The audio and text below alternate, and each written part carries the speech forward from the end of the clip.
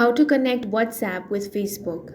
If you want to connect WhatsApp with Facebook, then watch this video till the end. First of all, launch open the Facebook app on your device. Make sure to log into your account. Now, you want to select the profile icon at the top left corner of your screen. Once you get here, find the option of Edit Profile, select that. Now over here, you get to edit your information.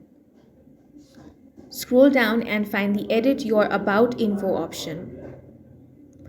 Now scroll down a bit. Here you will have the option of Contact Info. Go ahead and select the option of Phone Number. Now choose the WhatsApp number over here. Go ahead and enter your phone number. Once you have entered that, tap on the Add option. Once you enter the mobile number associated with your WhatsApp account, your WhatsApp account will be connected with Facebook. And that's all for this video. If you found it useful, make sure to hit the like button and subscribe for more videos like this.